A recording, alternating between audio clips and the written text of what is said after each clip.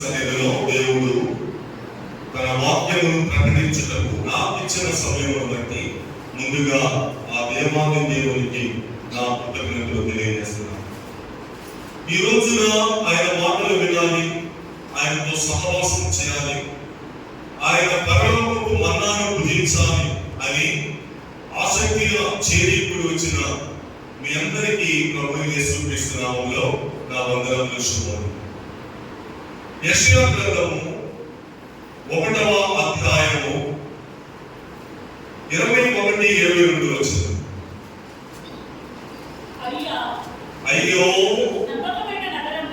నమ్మకమైన నగరము వేశ్య ఆయనే, అది న్యాయముతో నిండి ఉండెను, నీతి గాలిలో నివసించెను. ఇప్పుడైతే నరహంతకులు దానిలో కాపురమున్నారు. నీ వెండి మస్తాయను, నీ ద్రాక్షారసము నీళ్లతో కలిసిపోయేను. పరిశుద్ధుడైన తండ్రి, ప్రేమ కలిగిన మా ప్రభువా, నీ యొక్క మాటలు వినడానికి మేము ఎదురు చూస్తున్నాం. ఇప్పటి వరకు మాకు తోడేది నడిపించాం. నీ మాటలు వినబోచున్న ఈ సమయం కొరకు మా ఆత్మీయ చెవులను హృదయమును సిద్ధపరచండి. శ్రేష్టమైన సంగతులు విత్తబడుచున్న వేళ మంచి నేలను పడిన విత్తనం వలె నాయన మా హృదయంలోని వాక్యము పని కలిగించుటకు సహాయం దాయించు. తీసుకుని వచ్చిన వారి బట్టి నీకు వందనం. ఇంకనూ రావాల్సిన వారిని తోడుకొని రండి. యేసు క్రీస్తు పరిశుద్ధ నామములో ఈ ప్రార్థన వేడుకుంటున్నాం తండ్రి, ఆమేన్. దేవుడు తన ప్రజల విషయమై మరొకసారి ఇక్కడ అయ్యో అని మాట్లాడుతున్నాడు. తన హృదయంలోని వేదన, తన హృదయంలోని బాధను ఆయన ఇక్కడ వ్యక్తపరుస్తున్నాడు. ఎందుకు అయ్యో అన్నాడు? నమ్మకమైన నగరము వేశ్య ఆయనే. తన నమ్మకమైన నగరం, తనకిష్టమైన నగరం, తనది అని చెప్పుకున్న నగరము వేశ్య అయిపోయింది. చాలా బాధపడుతున్నాడు. నావి అనుకున్న ప్రజలు, నా వారు అనుకున్న ఆ ప్రజలు దారి తప్పారు. ఇప్పుడు అంటున్నాడు ఆ నగరమే వేశ్య అయిపోయింది అని అంటూ, అది ఒకప్పుడు న్యాయంతో నిండి ఉంది, ఒకప్పుడు అది దానిలో నీతి నివసించింది అని ఒకప్పుడు ప్రారంభం గురించి ఆయన మాట్లాడుతున్నాడు. అప్పుడు న్యాయం ఉంది, అప్పుడు నీతి ఉంది. ఇప్పుడు ఏమైంది? ఏమి జరిగింది ఆ నగరంలో? ఇప్పుడు పరిస్థితి ఎలా ఉందంటే, ఇప్పుడైతే నరహంతకులు దానిలో కాపురమున్నారు.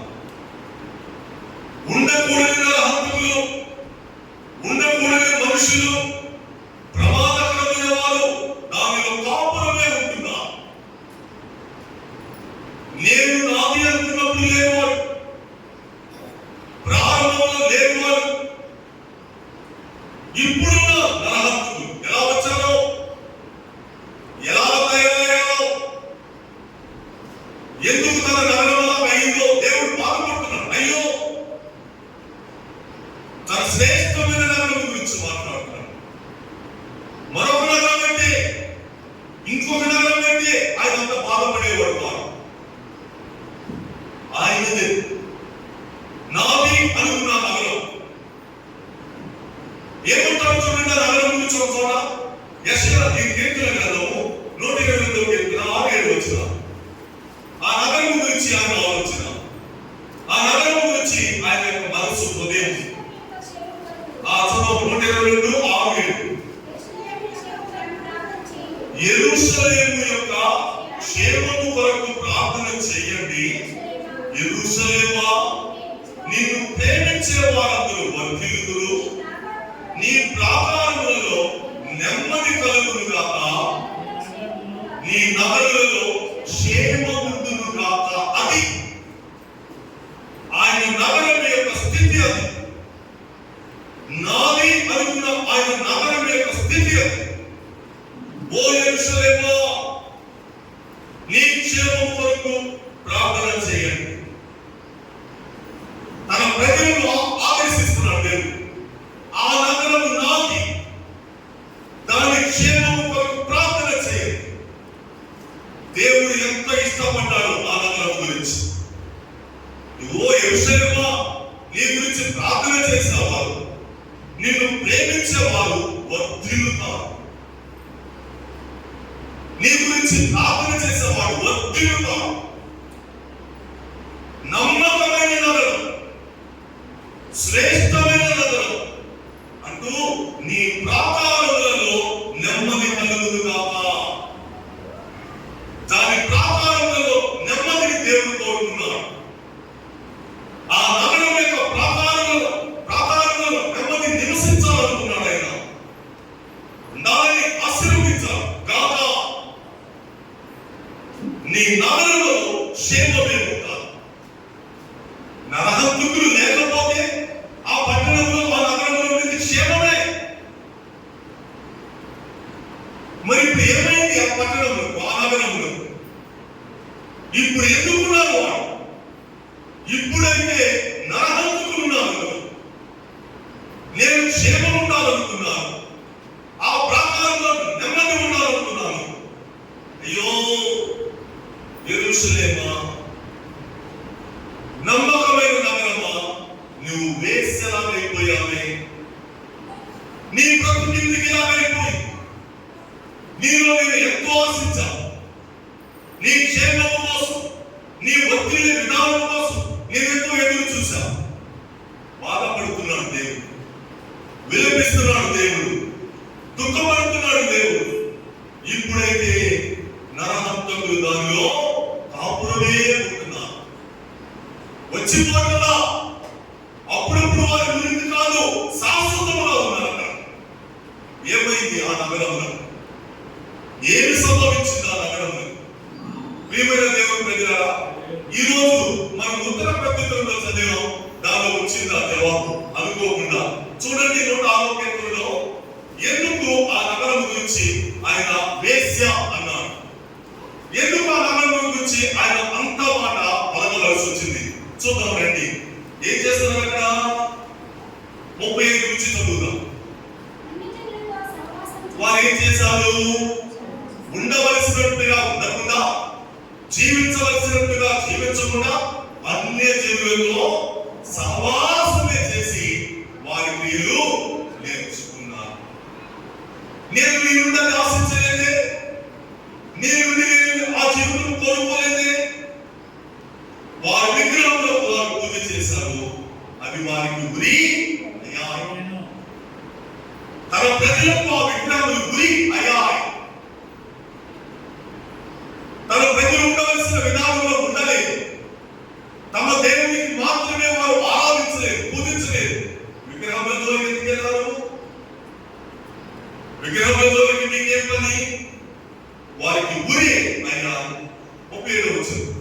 మరియు వారు తమ కుమారులను తమ కుమార్తెలను దయ్యములకు బలిగా ఇచ్చారు. నీ ప్రాకారములలో నెమ్మదుండాలి, నీవు వర్ధిల్లే విషయంలో అందరికంటే ముందుండాలని కోరుకున్న ఆ నగరంలో వారు చేసిన దుర్మార్గపు పని ఏదో తెలుసా? తమ కుమారులను కుమార్తెలను ఎవరికి ఇచ్చారండి బలి? దయ్యములకు ఇచ్చారు. దయ్యములకే ఇచ్చారు. తర్వాత నిరపరాధ రక్తం అనగా చూడండి, తమ కుమారుల రక్తం, తమ కుమార్తెల రక్తము ఒలికించింది. అన్యము పుణ్యమైన తమ కుమారులు, అన్యము పుణ్యమైన తమ కుమార్తెల రక్తమును వారు ఒలికించారు. నిర్దోషుల రక్తం, నిరపరాధుల రక్తమును వారు ఒలికించారు. కనాను దేశపు వారి బొమ్మలకు వారిని బలిగా అర్పించారు. ఆ రక్తము వలన ఆ దేశము అపవిత్రమైంది. వారు ఒలికించిన ఆ రక్తము వలన వారి ఓ యెరూషలేమా, నిన్ను ప్రేమించేవారు వర్ధిల్లుతారు, నీ గురించి ప్రార్థన చేసేవారు వర్ధిల్లుతారు అని అన్ని మాటలు పలికిన దేవుడు ఇప్పుడు ఆ ప్రజలు చేసిన పనికి మాలిన పనుల వలన, అసహ్యమైన పనుల వలన వారి దేశము అపవిత్రమైంది. ఇప్పుడు వస్తుంది చూడండి మనకు అవసరమైన మాట. ఎందుకు ఆ నగరం గురించి ఆయన వేశ్య అనే పదం వాడాడు తెలుసా? 39వ వచనం. తమ క్రియల వలన వారు అపవిత్రులైంది, తమ నడవడిలో వ్యభిచరించిన వారై. అది తమ క్రియలను బట్టి, తమ కార్యములను బట్టి వారు అపవిత్రులయ్యారు, తమ నడవడిలో వ్యభిచరించారు. తమ దేవుని విడిచి, తమ సృష్టికర్తను విడిచి, తమను నిర్మించిన వారిని విడిచి వారు చెయ్యకూడని వాటిని చేశారు, అపవిత్రులయ్యారు. దేశంలో పవిత్రపరచారు, తమ క్రియల వలన వారు అపవిత్రులయ్యారు, ఇప్పుడు నడవడిలో వ్యభిచరించారు. అందుకే అక్కడ ఆయన అంత పదం వాడాడు, అయ్యో నమ్మకమైన నగరము వేశ్య అయిపోయింది. నేను దాని గురించి ఎంతో గొప్పగా అనుకున్నాను, నేను దాని గురించి ఎంతో గొప్పగా ఊహించుకున్నాను. ఈ రోజు వారు ఎందుకు అలా తయారయ్యారు? ఇది ఇర్మియా గ్రంథము 2వ అధ్యాయం 19-20 వచనాలు చూడండి. అక్కడ కూడా దాని గురించి ఆయన మాట్లాడుతున్నాడు.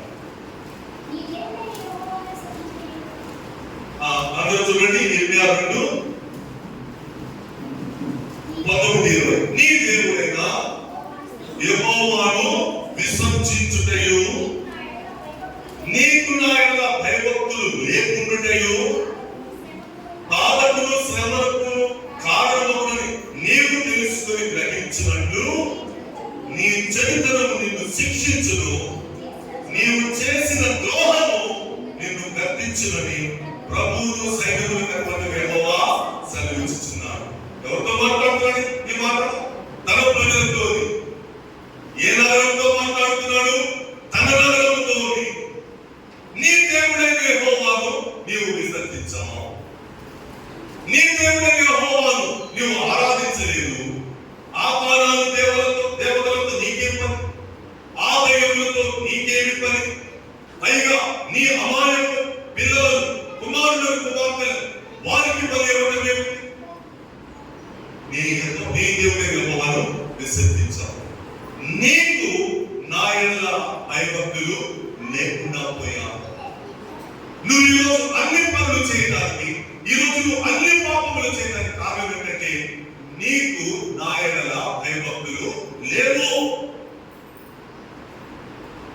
అది నీకు తెలిసినప్పటికీ నీకు శ్రమ వస్తుంది, నీకు బాధ వస్తుంది అని నువ్వు తెలుసుకుని నువ్వు గ్రహించున్నట్లు నీ చెడుతనమే నిన్ను శిక్షించు, నువ్వు చేసిన పాపములే నిన్ను శిక్షించును, నీ అసహ్యమైన క్రియలే నిన్ను శిక్షించునంటున్నాడు. ఇప్పుడు 20వ వచనం చూడండి. పూర్వకాలము నుండి, దేవుడు లెక్కకి వెళ్ళాడు, పూర్వకాలము వెళ్ళాడు. పూర్వకాలం నుండి నేను నీ కాలిని వెరగబొట్టి నీ బంధకములను తెంపివేసింది. అబ్బా, తన ప్రజల విషయంలో ఆయన చేసిన కార్యము గురించి మాట్లాడుతున్నాడు. ఓ యెరూషలేమా, ఓ ఇశ్రాయేలు, ఓ నా పేరు పెట్టబడిన రాజులారా, నేను నీ కాలిని తెంపాను.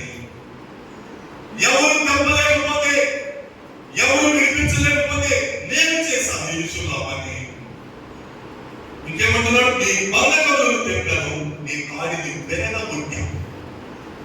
బరువుగా ఉన్న నీ మీద కాలిని నేను వెరగబొట్టా.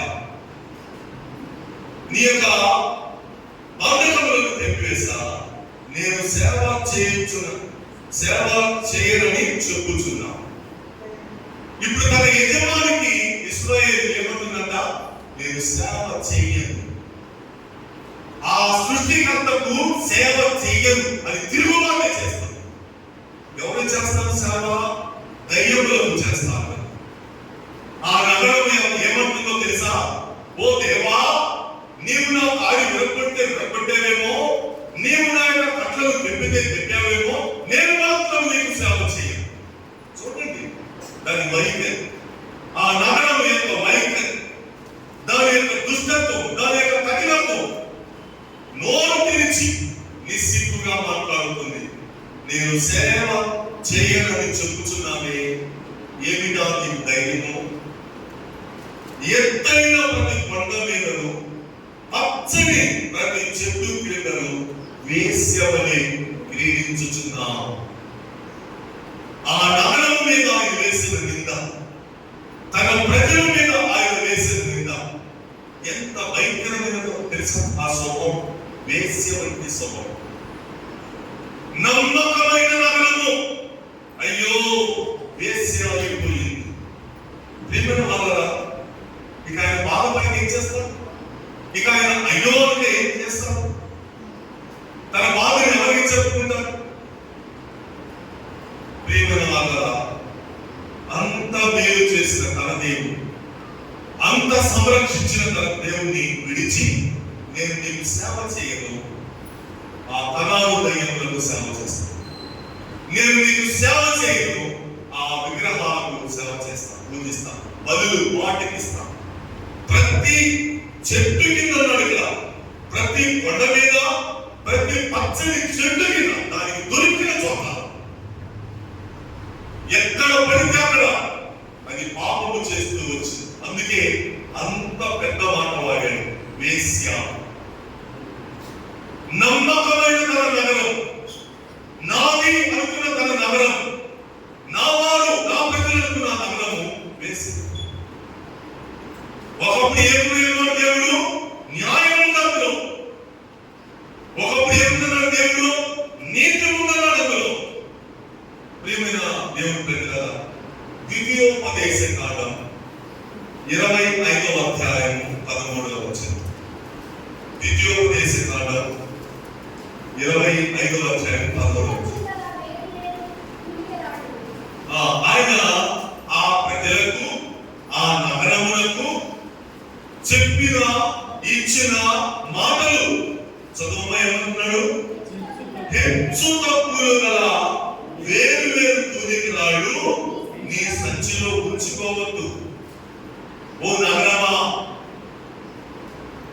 హెచ్చు తప్పులు,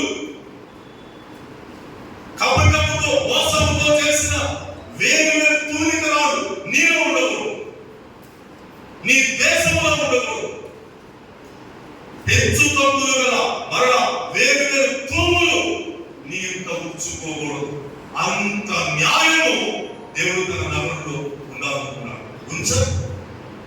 ఆ ఆదేశాలు మొదట వారు పాటించారు. ఆ మాటలు మొదట వారు విన్నారు. వేరు వేరు రాళ్ళు తూకము గల, వేరు వేరు తూములు తూకము గల నీ దేశంలో ఉండకూడదు, నీ మధ్య ఉండకూడదు. నీ దేవుడైన యెహోవా నీకు ఇచ్చుచున్న దేశంలో, నీ దేవుడైన యెహోవా నీవు నివసించాలని కోరుకుంటున్న ఆ దేశంలో నీవు దీర్ఘాయుష్మతుడు అవ్వాలంటే తక్కువ కానీ న్యాయమైన తూనికరాళ్ళు నీవు ఉంచుకొనవలెను. తక్కువది కానీ న్యాయమైన తూము లేకుండా అంత న్యాయము ఉండాలి అని దేవుడు తన దేశంలో, తన నగరంలో ఆశించారు. న్యాయము గల దేవుడు, నీతి గల దేవుడు, పరిశుద్ధుడైన దేవుడు తన ప్రజలను అలా ఉండాలని ఆశించారు. నేను నీకు ఇవ్వబోతున్నాను పాలు తేనెలు ప్రవహించు దేశం, నేను నీకు ఇవ్వబోతున్నాను ఆశీర్వాదకరమైన దేశం. నువ్వు అక్కడికి వెళ్ళిన తర్వాత నువ్వు ఇలా ఉండాలి, నువ్వు ఇలా ఉండాలి, నువ్వు ఇలా ఉండాలని తూనిక రాళ్ళ గురించి చెప్పాడు, తూముల గురించి కూడా ఆయన చెప్పాడు. ఇప్పుడు అక్కడ ఏముండాలి? న్యాయం ఉండాలి. ఆ నగరంలో న్యాయం ఉండాలి. ఆ నగరంలో నీతి ఉండాలి. ఏదైతే ఉండాలి అని అనుకున్నానో ఇప్పుడు అది ఆ నగరంలో లేదు. ఏమైతే ఉండాలని ఆశించానో ఇప్పుడైతే ఆ నగరంలో లేదు. అన్యాయమే. న్యాయం ఉండవలసిన చోట అన్యాయం చూస్తున్నాడు ఆయన. వేరు వేరు తూనికరాలు చూస్తున్నాడు, వేరు వేరు తూముల బరువులు కొలతలు చూస్తున్నాడు ఆయన. దేవుని ప్రజలారా, ఏమిటి ఈ విచిత్రం?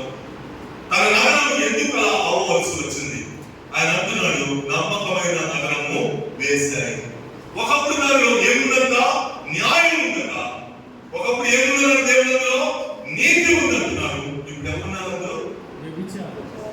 నరహంతం.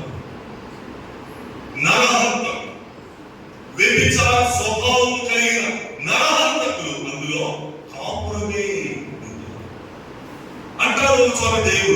దేవుడు మనల్ని సృజించినప్పుడు యథార్థవంతులుగానే సృష్టించారు. కానీ వారు వివిధమైన తంత్రములు కల్పించుకున్నారు. సృష్టించబడినప్పుడు మనము మంచివారమే, ఆయన చేతులతో నిర్మించబడినప్పుడు మంచివారమే. ఏముంది? మనము వివిధమైన మనకు నచ్చినవి కల్పించుకున్నాం. ఇప్పుడు ఏ నగరంలో న్యాయం ఉండాలో, ఇప్పుడు ఏ నగరంలో ఆయన నీతి ఉండాలో ఆ నగరంలో నరహంతకులు కాపురం. ఈ నగరము ఆ రోజు తన యెరూషలేమునకు సాదృశ్యం. ఈ నగరము ఆ రోజు తన ప్రజలకు సాదృశ్యం. ఈ నగరము ఈ రోజు తన సంఘములకు సాదృశ్యం.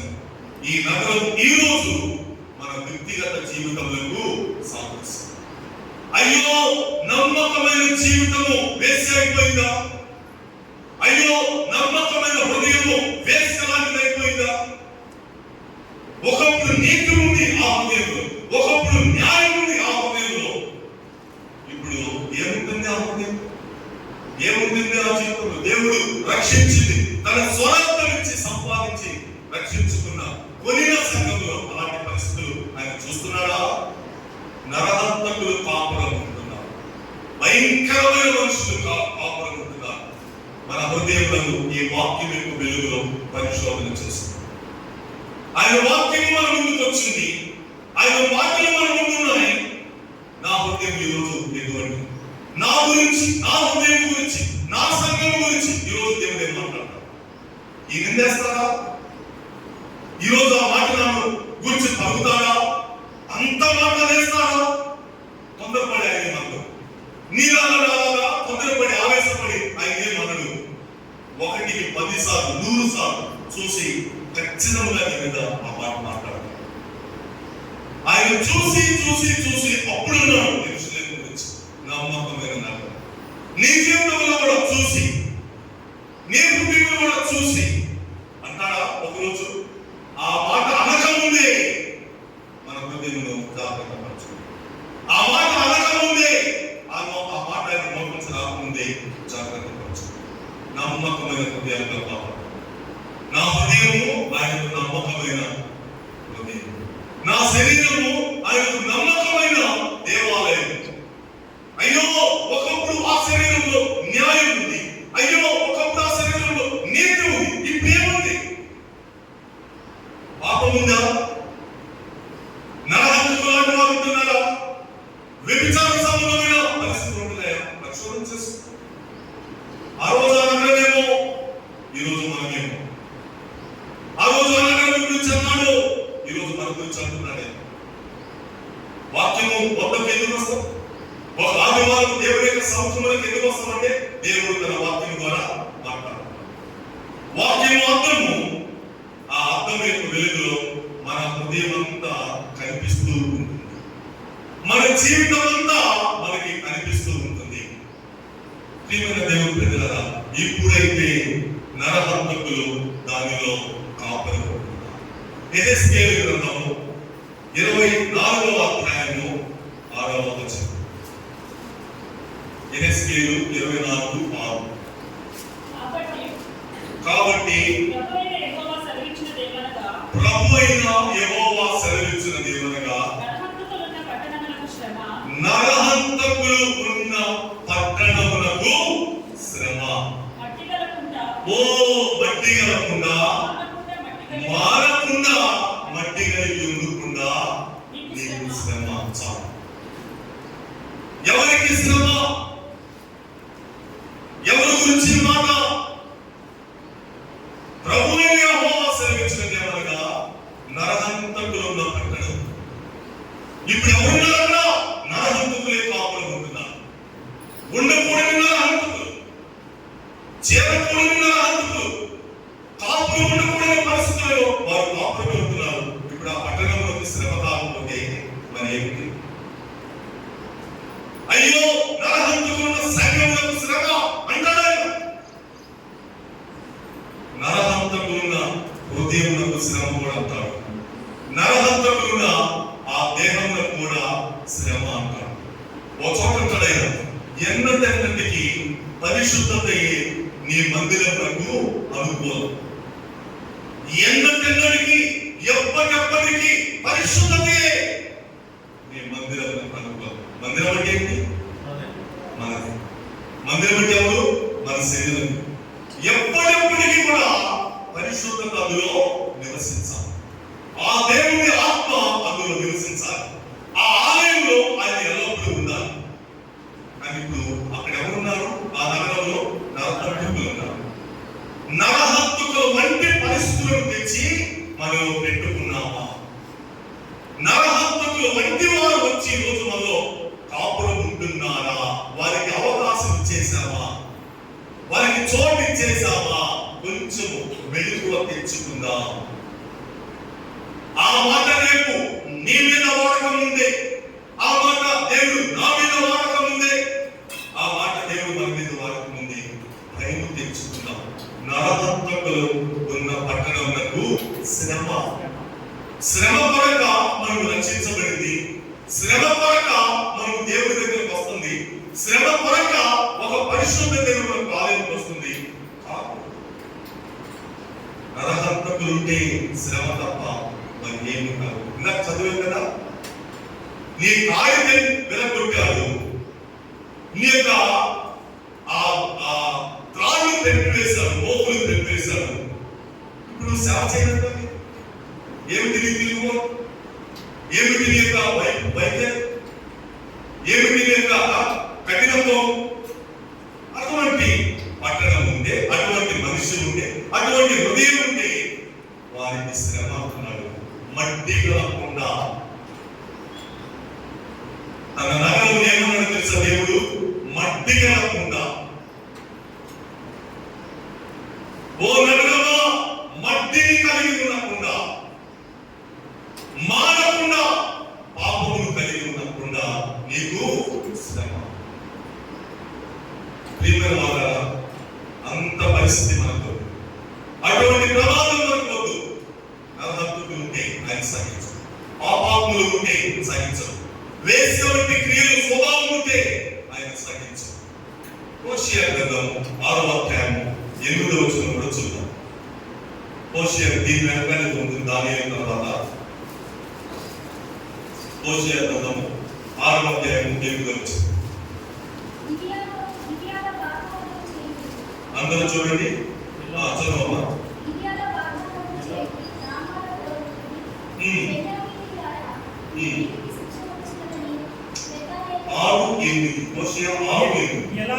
ఎలాగూ పాపాత్ముల పట్టణమాయెను, అందులో నరహంతకుల అడుగుజాడలు కనపడుచును. గిలాదు ఎక్కడ ఉంది? ఆయన నగరంలో ఉంది. గిలాదు ఎవరిది? దేవుడిది. అందుకే అక్కడ చోట గిలాదులో కీడు లేదా? అక్కడ ఏ వైద్యుడు లేదా? లేదా నా ప్రజలకు ఎందుకు స్వస్థత కలగలేదు? గిలాదు తనది, గిలాదు నాదే అన్నాడు, మనష్షే నాదే అన్నాడు దేవుడు. మరి ఇక్కడ ఏమంటున్నాడు? గిలాదులో ఎవరుంటున్నారట? పాపాత్ముల పట్టణం అయిపోయిందట. తన ప్రజల పట్టణము, తన పేరు కలిగిన పట్టణము ఏమైపోయింది? పాపాత్ముల పట్టణం అయిపోయింది. ఇప్పుడు అందులో నరహంతకుల అడుగు జాడలు చూసారు. దేవుడు చూస్తున్న దేవుడు కదా. ఆయన కనులకు మరుగైనది ఏదీ లేదు కదా. అనుకోవచ్చు, నన్ను ఎవరు చూడొచ్చారు, నేను ఎవరికి తెలుస్తున్నాను, నన్ను ఎవరు చూడలేదు, నేను చాలా గొప్పదాన్ని, నేను చాలా గొప్పవాడిని, నేను చాలా మేలు చేయగలుగుతున్నాను. ఎవరు చూస్తున్నారు? ఆయన చూస్తున్నారు. దాని అడుగుల జాడలు. నేను చెప్పే మాట కాదు, బైబిల్ చెప్తున్నా, దేవుడు చెప్తున్నా. పాపాత్ముల పట్టణం అయిపోయిందన్నాడు. ఓకే, నరహంతకుల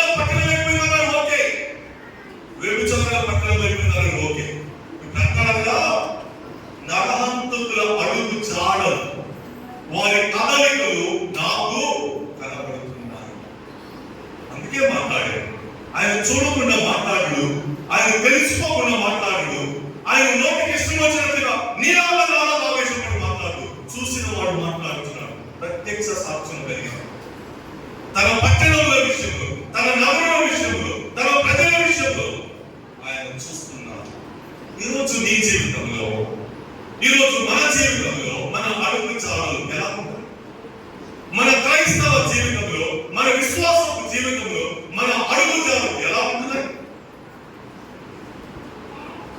అది చాలా ఉంటుంది.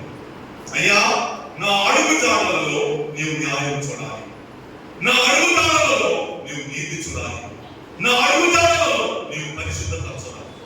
నరహంతకుల జాడలు నా అడుగు జాడలు చూడాలి, వేసే వంటి అడుగు జాడలు నా వంటి నా అడుగుల జాడలు ఎందుకుండాలి? పరిశోధన చేసి. కాబట్టి ఇప్పుడు దేవుడు తన నగరం గురించి బాధపడుతున్నాడు. నరహంతకులే దాంట్లో కాపురం చేశారు, ఇష్టేశారు. అంటే ఇక వెళ్ళమన్నా వెళ్ళేటప్పుడు లేదు, ఖాళీ చేయమన్నా ఖాళీ అయ్యేటప్పుడు లేదు, ఆక్రమించేసి. ఇప్పుడే మూలవాక్యంలో రండి, 21 చదివాము, ఇప్పుడు దాన్ని వర్ణించుకున్నాం. 22 వచ్చిన చూడండి. నీ వెండి మస్తాయము, నీ ద్రాక్షరసము నీళ్ళతో కలిసిపోయి. అంటే ఓ యెరూషలేము నగరమా, నీ వెండి మస్తు, నీ ద్రాక్షరసం నీళ్ళతో కలిసిపోయింది. వెండి దేనికి గుర్తు చేసా? పరిశుద్ధతకు గుర్తు. వెండి పరిశుద్ధతకు గుర్తు. ఓ యెరూషలేమా, నీ పరిశుద్ధత వెండిలాగా మస్తైపోయింది. దాని పరిశుద్ధతను కోల్పోయింది, మస్తు మలినమైపోయింది. పెద్ద వాటమే వేశాడు. రెండవ మాట, నీ ద్రాక్షరసము నీళ్ళతో కలిసిపోయింది. ఏంటి నీ ద్రాక్షరసం? నీ మధురం, నీ జీవితమే మధురము, నీ నగరమే మధురము, మీ యొక్క ప్రాధాన్యమే మధురము, నీ నగరలే మధురము. ఏమైపోయారు మీరు? నీళ్ళతో కలిసిపోయారు, అన్యజనులతో కలిసిపోయారు. నీ మధురము పోయింది. నయం అంటది కదా, అరే నయం వచ్చిందిరా, మళ్ళా మన ఊరు నయం వస్తుందిరా, రండి చూద్దాం. మోయాబు దేశంలోకి వెళ్ళింది కానీ తిరిగి మళ్ళా వచ్చింది, రండి చూద్దాం. అది నయోమి కదా, అది నయోమి కదా అంటుంటే అంటుంది, నేను నయోమిని కాదు, నా మధురము పోయింది, నా భర్త పోయాడు, నా 2 కుమారులు పోయారు, ఇప్పుడు నేను మధురము కాను, నన్ను నయోమి పిలవు. ఈరోజు మన జీవితం కూడా అంతేనా? దేవుడు నీ జీవితాన్ని మధురముగా చేస్తే దానిని నేరుతో కలిపేసి మధురాన్ని పోగొట్టేశాను. ఈ లోకముతో, పాపముతో, మనుషులతో, పరిస్థితులతో కల్పిస్తున్నామా? తన నగరం మీద అంత నిందేశాను. 2 వచనాలు గౌరవ చూపించి ముగిస్తాను. సామెతలు 25:4. సామెతలు 25:4 చూడండి, వెండి గురించిన మాట. సామెతలు 25:4. వెండిలోని మస్తు తీసివేసిన ఎడల పుట్టము వేయువాడు పాత్ర ఒకటి సిద్ధపరచును. ఇప్పుడు ఏం చేయాలి? వెండిలోని మస్తును తీసిపారేయాలి. నీ వెండి మస్తు అన్నాడు కదా, నీ పరిశుద్ధత మస్తు అన్నాడు కదా, నీ జీవితం పాపం అన్నాడు కదా, ఇప్పుడు దాన్ని ఏం చేయాలి? తీసి పారేయాలి. ఈరోజు అది చేయాలి. ఒకవేళ ఉంటే దేవుడు నింద వేస్తే ఆ పరిస్థితి ఉంటే తీసుకోవాలి. మన జీవితాలు వెండి వంటివంటి, ఆయన సముఖంలో, ఆయన దృష్టిలో వెండి పరిశుద్ధత కలిగిన. సో మన వెండి ఎప్పుడు ఆయన సముఖంలో, ఆయన దృష్టిలో వెండిలాగే పరిశుద్ధంగానే ఉండాలి. అది మదినం మస్తు పాపం. ద్రాక్షరసం గురించి కూడా చూస్తారు. ఎహెజ్కేలు గ్రంథం 22:17 వచ్చింది. మరియు యెహోవా వాక్కు నాకు ప్రత్యక్షమై నాకు సెలవిచ్చెను. నరపుత్రుడా, ఇశ్రాయేలు నా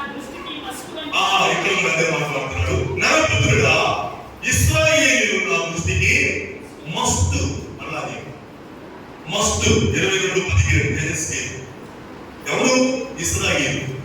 ఏ నగరము? యెరూషలేము నగరం. తన గురించే, తన ప్రజల గురించే మాట్లాడతాడు. నరపుత్రుడా యెహెజ్కేలు తనతో మాట్లాడుతున్నారు. ఇశ్రాయేలు నా దృష్టికి వస్తువు అంటే అందరూ కొలిమిలోని ఇత్తడియు తగరమును ఇరుమును సీసమునైపోయారు. ఇప్పుడు అంటాడు వారు వెండి మస్తు వంటి వారు అయిపోయారు. పోయి దేవుడు సూటిగా ఖచ్చితంగా వచ్చారు. వెండి వంటి మస్తు వారు అయిపోయారు. ఈరోజు ఆ మస్తు ఏమనుందా? ఇప్పుడే తీస్తారు. ఈరోజు ఆ మధురం ఏమైనా పోగొట్టుకొని దైవంలాగా తిరిగి వచ్చామా? ఇప్పుడే వెళ్దాం. అయ్యా నేను మార అయిపోయాను, చేత అయిపోయాను, నీళ్ళలో కలిసిపోయాను, పాడైపోయాను, నన్ను మరోసారి మధురం చేయమా? రక్తం, ఆయన రక్తం మరొకసారి ప్రోక్షించబడితే మన చేదు మధురమైంది. ఆ నీటిలో కలిసిపోయిన ఆ పరిస్థితులు తారుమారై అడుగుదాం. నీ రక్తం ప్రోక్షించు. నీ నగరం నేను, నీ పట్టణం నేను, నీ ఆత్మకు దేవాలయం నేను వేసే కాబోదు. నాలో నీతి ఉన్నా, నాలో న్యాయం ఉండాలి. నా హద్దుల పరిస్థితి ఉండకూడదు. నా విధిని పరిశుభ్రపరచు. నా ద్రాక్షరసం నా జీవితం మధురంగా చేయి అని అడుగుదాం. సో దేవుడే అటువంటి శ్రేష్టమైన భాగ్యం నీకు నాకు అనుగ్రహించి తన నగరం మీద అయ్యో అనే పదం వాడే ఆ పదము నీ మీద నా మీద పడకుండా జాగ్రత్త పడదాం. దేవుడు వాటిని అనుగ్రహించిన దాకా ఆమేన్.